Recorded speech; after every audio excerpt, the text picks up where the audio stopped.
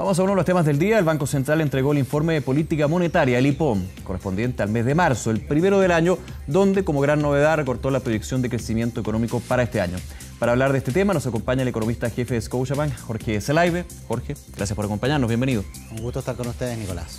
A ver, Jorge, en ese punto, ¿cómo recibes tú este informe de política monetaria? Se recorta el techo, se recorta el piso, pero de alguna manera muchos dicen fuimos bastante más realistas de el sobreoptimismo que se dio en este mismo informe de política monetaria, pero el año pasado.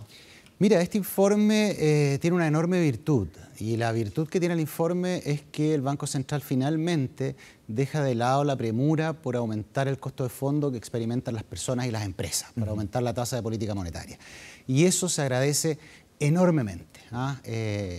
Sin embargo, deja algunos elementos que obviamente nos hacen pensar y nos hacen levantar algunas críticas. Particularmente, había bastante información ya la segunda parte del año pasado para haber dejado de lado el aumento de tasa de política monetaria. Pudimos habernos evitado los 50 puntos base, el medio punto porcentual de aumento. ¿Fue necesario? ¿Fue una mala decisión?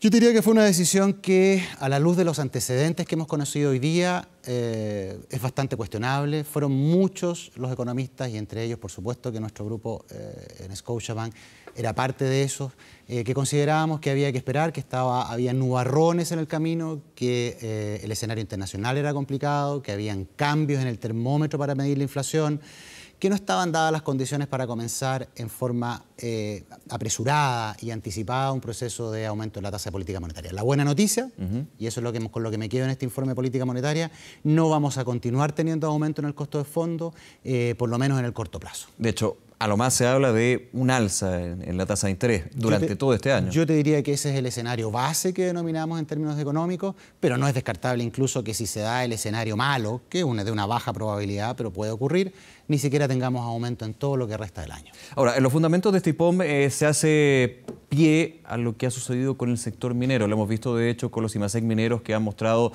una cara bastante negativa. De hecho, el gobierno veía por el otro lado la otra carta y decía, bueno, lo positivo es que el 90% de la economía que está en la actividad no minera está mostrando signos de crecimiento, signos de fortaleza.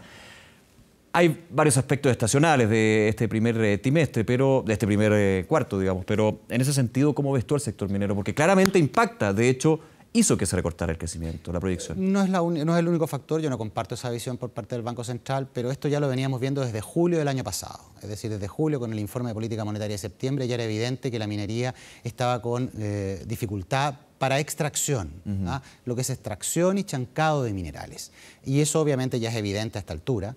Sin embargo, el ámbito de la inversión en la minería se ve bastante bien, que es algo que la gente nos debería importar más. Están planificados aumentos de capacidad. Hay varios proyectos mineros bien importantes, tanto del ámbito privado como del ámbito público, que ya se están iniciando y están en distintas etapas. Y obviamente eso debería ayudarnos a aumentar la capacidad extractiva y la capacidad exportadora del sector minero. En el ámbito de la inversión se ve bastante bien. Ahora, el precio del cobre está en buenos niveles. Yo te diría que se ve una recuperación en la extracción del sector minero, pero lo más importante, la inversión en el sector minero está fluyendo ya, y eso es extremadamente importante. Fluyendo, perdón, más que el año pasado, donde la inversión se sostenía con números bastante positivos, hasta los 3 años que estuvo en contracción, principalmente en renovación de equipos, no proyectos nuevos probablemente. Este año, afortunadamente, Nicolás, ya estamos viendo el inicio de grandes proyectos en el sector minero, y no solo en el sector minero, en el sector forestal, inmobiliario. Se prospecta bastante bien, y de hecho yo soy de aquellos que creen que la inversión va a superar la proyección que hoy día entregó el Banco Central de un 6,2%. Creo que vamos a tener un crecimiento de la inversión total entre 7 y 8%, eso es muy bienvenido. Bastante optimista. Bastante optimista en el ámbito de la inversión, pero tengo diferencias en el ámbito del consumo, ¿ah? Yo creo que es bastante claro desde mi punto de vista que hay una desaceleración bastante importante en el consumo, que se explica por algunos factores que el mismo Banco Central reporta en el informe y que nosotros reportamos hace ya varios meses, que eran factores importantes: la salida de los turistas, la masa salarial, cuando hablamos del empleo y los salarios, una desaceleración evidente, particularmente en el ámbito de los salarios, en alguna medida influenciado por la ola de inmigración, que ha mantenido muy bajos los salarios. Pero estoy optimista porque en la medida en que llega esta inversión fluya a los distintos sectores económicos y tenemos bastante variedad de inversión llegando a los sectores económicos, eso debería empujar al empleo y también debería dar sostén a los salarios. ¿El desafío acá es la inversión este año?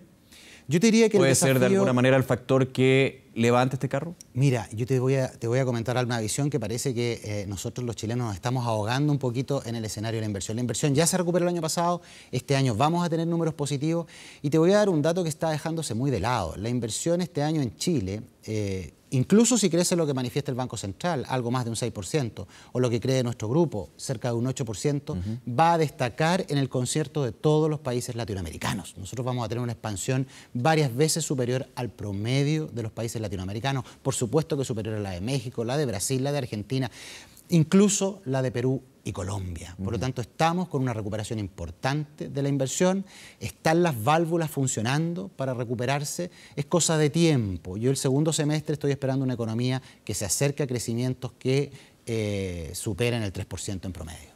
Hablabas tú del consumo, Jorge, y en ese sentido una variable que se va a mantener bastante fija, podríamos decir, es la inflación. De hecho, ya se proyecta que este año, diciembre, llegaría a un 2,6%, por debajo de todas maneras de este rango meta, este techo de preocupación que siempre pone el Banco Central. ¿Cómo le puede impactar al consumo y finalmente al ciclo económico? Una inflación que estaría por debajo del 3%. Se habla del próximo año, ya a la mitad, llegar a la convergencia solamente el 3%. Primero tenemos que acordarnos que en enero de este año entró en rigor una nueva canasta de precios y eso obviamente sugería cautela ya el año pasado. Era uno de los elementos por los cuales nosotros llamábamos a no innovar en política monetaria. Teníamos una nueva canasta que nos iba a revelar el comportamiento de los precios durante el 2018 e iba a ser determinante también, por lo menos en el corto plazo, en la dinámica inflacionaria.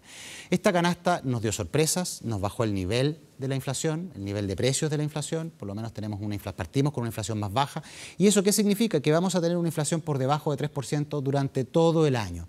Yo creo que vamos a tener algunos registros inflacionarios un poco superiores a lo que estima el mercado del Banco Central en el muy corto plazo, pero en ningún caso creemos en el escenario base la inflación va a superar el 3% este año. Eso es una buena noticia para aquellas personas que están endeudadas en UF, aquellas personas que tienen que pagar sus dividendos, que están ligados a la inflación, pero por supuesto también te genera otras limitantes. Aquellos que tienen reajustes de sus salarios por inflación, por supuesto que van a ser más acotados y más en línea con estos menores registros inflacionarios. ¿Un efecto también para las empresas negativo? Mira, en general las empresas en términos inflacionarios se ven levemente impactadas. En general hay empresas que están más ligadas a la inflación, las compañías de seguro, que en alguna medida las AFP, los fondos mutuos pueden tener algún tipo de impacto en sus valores cuota, pero las empresas tienen mecanismos para protegerse, a diferencia de las personas. Las personas están mucho más sometidas a los vaivenes de la inflación.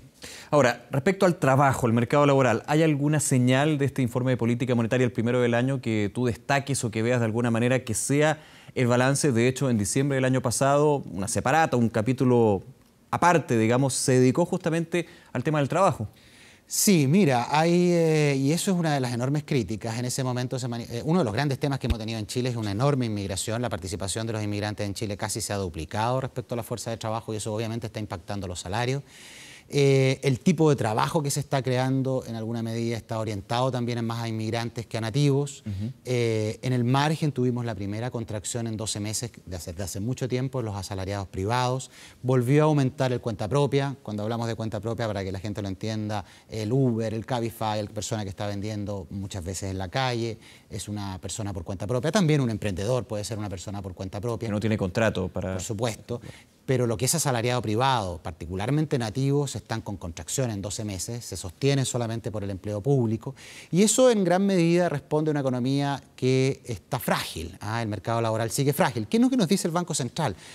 En diciembre nos decía que los inmigrantes nos iban a traer inflación, que se había creado mucho empleo para inmigrantes. Bueno, hoy día cambia de opinión y nos dice que los inmigrantes en realidad nos están inyectando deflación.